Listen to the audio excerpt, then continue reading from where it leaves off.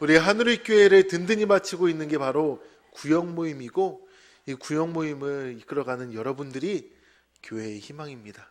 그리고 오늘 이 시간을 통해 다시 한번 하나님으로부터 그 능력을 받기를 주의 이름으로 축원합니다. 오늘은 17과 하나님의 자녀가 됩니다, 이 부분을 함께 나누려고 합니다. 우리가 세 개의 말씀을 이제 암송하는 심정으로, 이거 암송하시는 분들도 많을 텐데 우리 함께 읽어보겠습니다. 영접하는 자, 시작. 영접하는 자, 곧 그 이름을 믿는 자들에게는 하나님의 자녀가 되는 권세를 주셨으니, 요한복음 1장 12절 말씀. 아멘. 이 말씀 다 아시죠? 암송하시죠? 이거 암송하면 오늘 구역장 교육 끝입니다. 심정으로는. 근데 정말로 이 말씀 암송하시는 게 구역장 모임 다 하신 거예요. 왜냐면 내가 하나님의 자녀가 되었다라는 것, 그것을 확신하고 산다라는 것, 또한 그로부터 나에게 어떠한 권세가 주어졌는가, 이게 바로 우리가 나눌 주제이기 때문입니다. 이룰 목표, 그러기에 첫 번째가 뭔가요? 시작.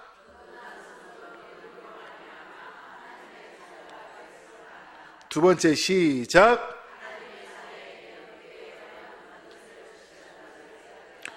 세 번째, 시작. 허락하신 권세를 누리며 하나님의 자녀답게 살기로 결단한다. 아멘. 이게 우리의 이룰 목표입니다. 즉 우리가 암송했던 그 말씀 그대로죠. 그래서 모임 진행 방향은 바로 우리가 예수를 믿기 전에 어떤 존재였는가, 심히 부패하고 또한 죄로 말미암은 그런 존재였지만, 이제 예수를 믿고 우리는 완전히 새 사람이 됐잖아요. 거듭난 하나님의 자녀가 된다는 사실을 먼저 분명하게 알아야 된다. 너 아직도 옛사람이니? 아니야.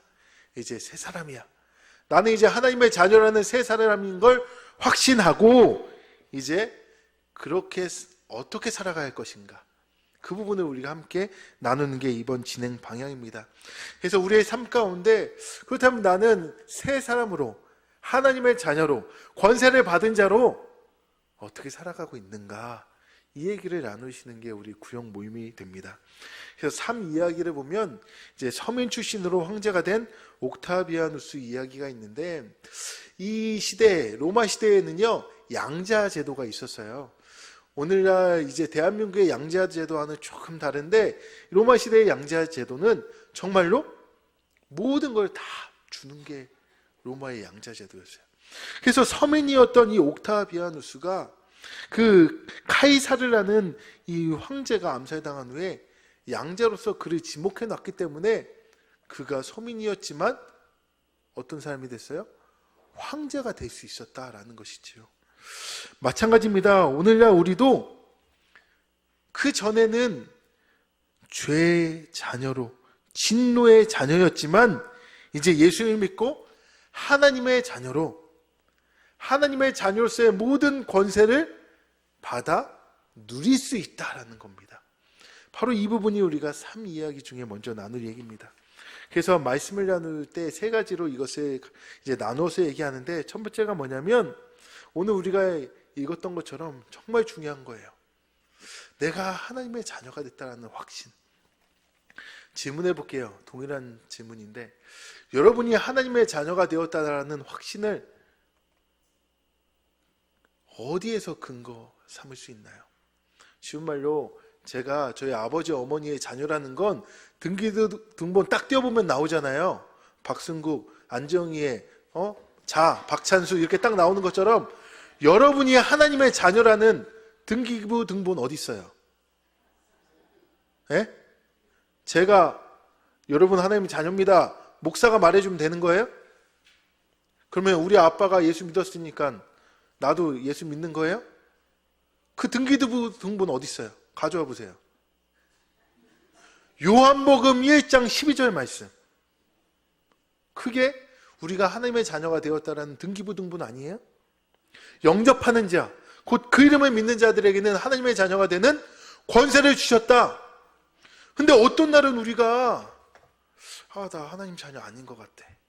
죄 짓고 난 날은 이런 날은 하나님이 자녀 삼아 주셨을까? 나는 이렇게 살아가고 있는데. 막 심정적으로는 오락가락 하잖아요. 그런데 우리는 왜 이 확신이 흔들리지 않나요?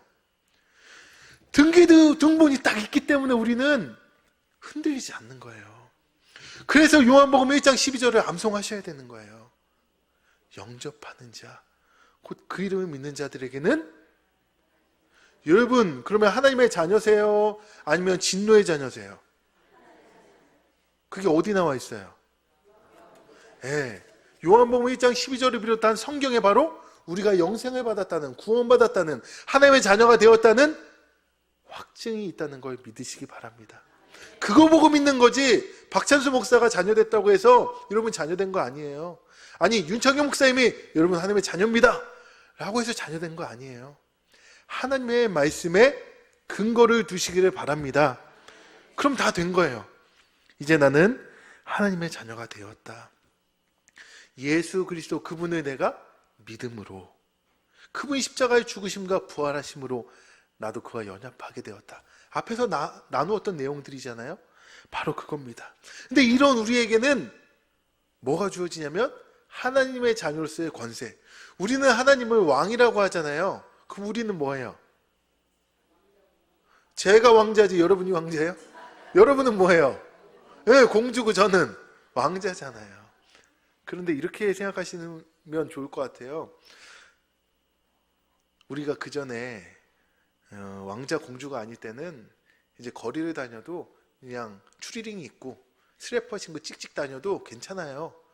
근데 공주가 슬리퍼 신고 추리닝 입고 찍찍 침 뱉으면서 쓰레기통 뒤지면서 다니면 돼요? 안 돼요?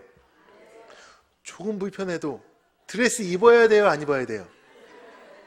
조금 발 아파도 구두 신어야 돼요? 안 신어야 돼요? 조금 불편해도 머리 감고 화장해야 돼요? 안 해야 돼요? 지금 그러라는 얘기가 아니라 그런 격식을 갖춰야 된다. 그게 공주예요. 예수를 믿을 때 우리가 말씀 읽고 기도도 하고 신앙생활하는 이런, 어떻게 보면은 예수 안 믿을 땐 이렇게 금요일에도 안 나와도 되고 새벽도 안 나와도 되고 수요일도 안 나와도 되고 구역장교 안 해도 됐는데 이제 피곤해. 근데 그게 피곤한 건가요? 공주로서의 그 모습을 갖추는 거잖아요. 근데 이거를 나 이제 자유가 없어. 나는 이제 답답해. 나는 이제 캬바레도 못 가고, 나는 이제 술도 못 먹고, 나는 이제 간음도 못 하고, 나는 불편해. 이렇게 얘기해야 되나요? 세상 사람들은 그런 우리를 보면서 답답하 이래요. 술도 못 먹냐? 바람도 못 피냐? 이 답답하. 언제까지 그 사람하고만 살래? 근데 그게 우리가 자유를 빼앗기는 건가요? 아니죠. 왕자와 공주로서의 이 나의 정체성을 드러내는 겁니다. 바로 그 권세가 있다라는 거예요. 성경 말씀에 그 권세를 몇 가지 말씀해 주셨는데, 바로 아버지를, 하나님을 아빠 아버지라고 부를 수 있는 권세. 하늘 아버지가 이제 내 아빠가 됐다. 기도하면 좋은 것을 공급해 주시는 권세. 기도가 응답되는 권세. 또 예수의 이름으로 표적을 행하는 권세. 예수의 이름으로 하면 기적이 나타나는 게 권세. 모든 것이 합력하여 선을 이루게 하는 권세. 그런 권세들이 우리에게 주어진 건데, 이거는 아까 정 목사님 말씀하신 것대로 다 까먹고 나는 자유가 없네, 금요일도 나와야 되네, 수요일도 나와야 되네, 나 공주교육 받기 싫은데 왜 받게 해, 이런 거랑 같은 거예요. 그리고 마지막, 그런 우리는 이제 하나님의 자녀답게 살아야 된다라는 거죠. 공주답게 삽시다. 여러분 저한테 왕자답게 삽시다. 시작. 아멘. 하나님의 자녀답게 삽시다. 아멘. 하나님의 자녀답게 살자고요. 이제 쓰레기통 뒤져먹지 말자고요. 그 다음 정말 중요한 게 이제 세 번째 은혜 나누기거든요. 이렇게 나눴던 걸 함께 나누는 거예요. 하나님의 자녀가 되려면 어떻게 해야 되죠? 요한복음 1장 12절에 나와 있는 것처럼 영접해야 된다. 예수를 영접할 때 나는 하나님의 자녀가 됐다는 확신을 가지면 된다. 요한복음 1장 10절에 그 증거가 있다. 그 얘기를 우리가 하시고, 내가 예수를 믿을 때 하나님의 자녀가 된다라는 얘기입니다. 두 번째, 하나님의 자녀가 누릴 수 있는 권세가 어떤 게 있나요? 제가 좀 전에 설명드렸죠.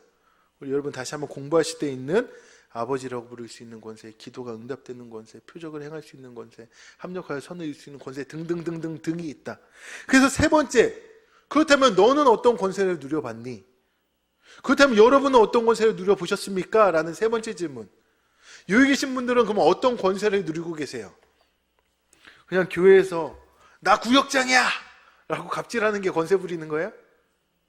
제가 한 가지 예를 들어 볼게요. 어떻게 보면은 제일 부족한 제가 여러분 구역장 교육을 인도하고 있다는 것 자체가 제가 하나님의 자녀로서의 권세를 누리는 거예요. 여기 계신 분들은 제 어머니 뻘이고 어떤 분들은 이제 제 큰엄마 뻘이고이신데 제가 여러분들 앞에서 교육을 진행해요. 이게 하나님의 자녀로서의 권세고, 제가 여러분 장례 나면, 결혼하면 제가 목사로서 장례도 인도하고 결혼도 인도하고, 이게 어떻게 가능한가요? 나이도 한참 어린 연수하고 파릇파릇한 제가 하나님의 자녀로 권세인 거예요. 여기 있는 분들도 마찬가지 아니세요? 여러분들이 어떻게 구역장을 하세요? 구역원들이 다 여러분들보다 다 모자라고 어리석어서 여러분들이 구역장 하시는 거예요? 하나님의 자녀로서의 그 권세 아니겠습니까? 그래서 내가 가르치고 섬길 수 있는 것 아니겠습니까? 이런 것들이 우리 안에 얼마나 많아요. 내가 어떻게 부모가 됐어요? 내가 어떻게 하늘교회 교인으로 살아가요? 권세가 얼마나 많아요. 하나님의 자녀가 돼서 나에게 일어났었던 기적들은 또 얼마나 많습니까? 내가 기도했을 때 하나님이 들어주셨던 것들은 또 얼마나 많냐고요.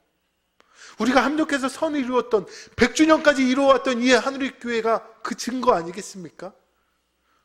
너무 많아요.